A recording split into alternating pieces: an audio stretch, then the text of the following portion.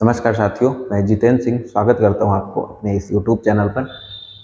आज की क्लास में हम देखेंगे मेंडल का पहला नियम यानी लॉ ऑफ सेग्रीगेशन, यानी मेंडल का जो पहला नियम था जिसको पृथक्करण का नियम की बात करते हैं। बहुत ही महत्वपूर्ण टॉपिक है हर एग्जाम के दृष्टिकोण से, इतना महत्वपूर्ण टॉपिक कि आप बिल्कुल एकदम अच्छे से इसको समझ में आ जाएगा। मैं आपको बताऊंगा विधिवत तरीके से टॉपिक आपके समझ में आ जाएगा, उसमें कोई दिक्कत नहीं। मेंडल के बारे में थोड़ा सा मैं बताऊं अगर, तो ऑस्ट्रिया के ब्रून शहर के रहने वाले थे जिन्होंने सबसे पहले मटर के पौधे पाइसम सटाइबन, जिसका बॉटनिकल नेम है, उस पर अपना प्रयोग किया था और प्रयोग करके उन्होंने चीजों को बताया था। तो आइए देखते हैं ये क्या था। ठीक है, तो मेंडल ने क्या किया था इसमें, मेंडल ने सबसे पहले क्या किया था कि एक लक्षण को लिया मटर के पौधे को, जैसे उसने 7 कैरेक्टर को देखा था, 7 लक्षण को देखा था, विविध विविध पौधे की लंबाई, इसके अलावा जो है पौधे का जो सीड दाना था झुर्रीदार है कि गोलदार है, पौधा लंबा है कि बौना है। फ्लावर के कलर को लिया, फ्लावर का कलर सफेद जो है कलर के पुष्प हैं, या मतलब सफेद जो है पुष्प हैं, या फिर जो है वायलेट, ठीक है, बैगनी पुष्प हैं। उन सब के बातों को लेकर के 7 लक्षण को चुना था। लेकिन जो आपसे पेपर में पूछा जाए तो आपको एक लक्षण को दिखाना होता है, तो इसने लॉ ऑफ सेग्रीगेशन में उन्होंने एक लक्षण को लिया और एक लक्षण को लेकर के क्रॉस करा के बताया कि कैसे हम देखते हैं तो उसमें चीजों का रेशियो निकल के आता है। बहुत अच्छे से समझिएगा, विधिवत आपकी समझ में आएगा। ठीक है, तो लॉ ऑफ सेग्रीगेशन या फिर मेंडल का प्रथम नियम, इसको आप हेडिंग कर लीजिए, मैं इसको रफ करूंगा, इसके बाद उसको बताऊंगा ताकि नीचे तक चीजें क्लियर हो जाएं एकदम। ठीक है,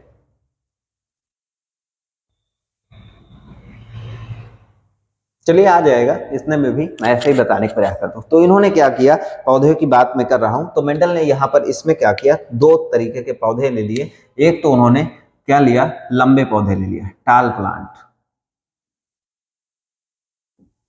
लंबे पौधे को ले लिया। और दूसरा क्या किया, शॉर्ट प्लांट, ठीक है, या फिर डॉर्फ प्लांट, इसको बौने पौधे बोलते हैं, इसको ले लिया इन्होंने, बौने पौधे को ले लिया। लंबे पौधे और बौने पौधों, इसको लेकर के उन्होंने क्रॉस कराया था। देखिए लंबे पौधे को देखिए, जो डोमिनेंस कैरेक्टर होता है और एक रिसेसिव कैरेक्टर होता है। डोमिनेंस कैरेक्टर जो होता है, जैसे लंबे पौधे हो गए, फ्लावर का कलर जो है अगर वो वायलेट है तो डोमिनेंस हो गया, सफेद मतलब अगर आपका व्हाइट है तो आपका वो रिसेसिव हो गया। इसी प्रकार इन्होंने बताया कि अगर गोल दाने हैं तो आपका डोमिनेंस हो गया, झुर्रीदार दाने हैं तो आपका रिसेसिव हो गया। ठीक है, प्रभावी और अप्रभावी, जिसको मतलब अगर ये टाल है तो प्रभावी हो गया, डार्फ है तो अप्रभावी, तो बौने पौधे अप्रभावी होंगे। और ये तो एक कैरेक्टर को लेके हम बात कर रहे हैं, बाकी चीजें हम जो है जेनेटिक्स जो है आपके टॉपिक को लेकर के ये बात बताई जा रही है। बाकी जब पूरा जेनेटिक्स की बात करेंगे तो एकदम विधिवत आपकी चीजें समझ में क्लियर आ जाएंगी। चलिएगा, तो यहाँ पर इसको जो है इन्होंने दिखाया कैसे, इसको दिखाया कैपिटल टी कहा, ये लंबे पौधे, और जो डार्फ थे इसको इन्होंने क्या कहा, स्मॉल टी। ठीक है, इसके क्रोमोसोम हो जाएंगे।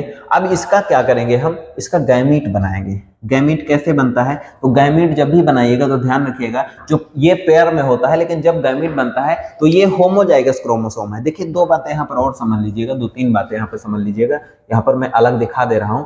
एक होता है होमोजाइगस और दूसरा होता है हेटेरोजाइगस।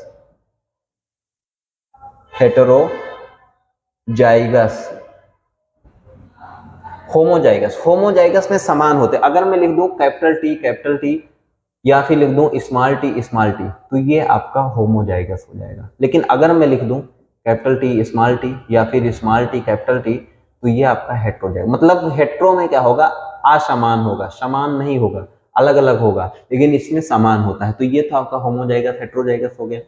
ये टर्म आपको समझ के चलना है। 2 टर्म यहाँ पे टर्मोलॉजी आएगी, होमोजाइगस हेटेरोजाइगस, तो आप समझ पाइएगा कि अगर ये दोनों समान है तो आपका होमोजाइगस, और अगर ये भिन्न भिन्न है तो आपका हेटेरोजाइगस ये हो जाएगा। क्लियर, ये बात तो समझ में आ गई। ठीक है, दूसरी चीजें यहाँ पर अगर हम देखें तो दूसरी चीजें हम क्या देखेंगे, यहाँ पर 2 चीजें और होगा। एक तो होगा आपका फिनोटाइप, क्या होगा, फिनोटाइप, और दूसरा क्या होगा आपका जीनोटाइप।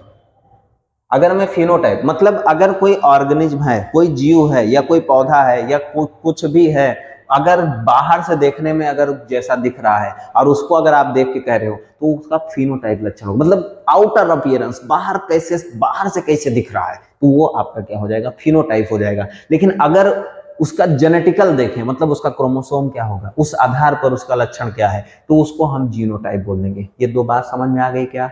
आ गई है ना? ठीक है, चलिएगा। तो ये बातें आपको समझ, चार चीजें यहाँ पर आएंगी। तीसरी चीज एक तो आएगी F1 पीढ़ी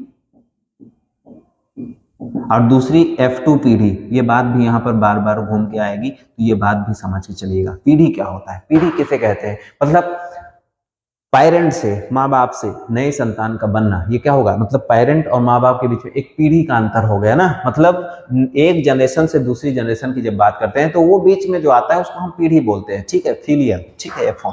तो ये बात भी आपको समझ के चलनी होगी। क्लियर? ये बात समझ में आ गई? चलिएगा। तो इसका जब हम गैमीट बनाएंगे तो यहाँ पे बनेगा, एक आ जाएगा ना, होमोजाइगस में एक आता है, हेट्रोजाइगस में दो आते हैं। यहाँ से आ गया आपका कैपिटल टी और यहाँ से आ गया आपका स्मॉल टी। ये आपका क्या हो गया? गैमीट हो गया। गैमीट जब हमने बनाया, ठीक है। अब इसमें उन्होंने क्या किया, मेंडल ने इसको क्रॉस करा दिया। और जब मेंडल ने क्रॉस किया तो यहां से कैपिटल टी आ गया, यहां से स्मॉल टी आ गया। तो अगर मैं जेनेटिकल इसका देखूं, जीनोटाइप में देखूं, तो ये संकर बौना हो गया, क्योंकि प्योर बौना तो संकर लंबे पौधा हो गया, क्योंकि प्योर लंबा तो तब होता जब कैपिटल टी आता। तो एक कैपिटल आया एक स्मॉल आया, तो मतलब ये संकर हो गया। लेकिन अगर मैं बाहर से देखूं तो ये पौधा लंबा ही दिखा, इसलिए फिनोटाइप में इसको लंबा पौधा ही कह दिया गया। और ये जो आपका था, इसको हम F1 पीढ़ी की बात कर लेते हैं। तो F1 पीढ़ी में ये निकल के आया। इसके बाद देखिएगा, नीचे जगह कम है, मैं इसको आगे यहाँ पे लेके आ रहा हूँ। यहाँ पे आप समझने का प्रयास करिएगा, एक साथ ही चीजें हो जाएं। और ये होमो और हेट्रो को मैं इधर ये वाला रफ कर दे रहा हूँ। क्लियर है ना? फिर मेंडल ने क्या किया कि इसमें सेल्फ क्रॉस कराया, ठीक है, सेल्फ क्रॉस करा दिया, ठीक है, सेल्फ क्रॉस करा दिया। इसमें क्या किया, जैसे कैपिटल टी स्मॉल टी था, इसको कैपिटल टी स्मॉल टी से पुनः क्रॉस करा दिया, इसी में क्रॉस करा दिया। जैसे क्या था कि यहाँ पर F1 पीढ़ी में जो था वो कैपिटल टी स्मॉल टी था, इसका इन्होंने मेंडल ने कैपिटल टी स्मॉल टी से ही दोबारा क्रॉस करा दिया। और जब दोबारा क्रॉस कराया तो देखिए यहाँ पर अब जब गैमीट बनेगा, यहाँ पर गैमीट बनाइएगा तो यहाँ पर गैमीट दो बनेंगे, क्योंकि हेट्रोजाइगस है। एक तो कैपिटल टी आएगा, दूसरा स्मॉल टी आएगा, दो गैमीट यहाँ बनेंगे, और कैपिटल टी स्मॉल टी दो गैमीट यहाँ बनेंगे। जैसे यहाँ पर अगर मैं गैमीट बनाऊं, देखिएगा दूसरे कलर का मार्कर मैं यूज कर ले रहा हूँ। यहाँ पर अगर मैं गैमीट बनाऊंगा तो एक कैपिटल टी बनेगा और दूसरा स्मॉल टी बनेगा। और यहाँ पर भी दो गैमीट बन जाएंगे, एक कैपिटल टी बन जाएगा और दूसरा स्मॉल टी बन जाएगा, ठीक है। ये आपका गैमीट हो जाएगा।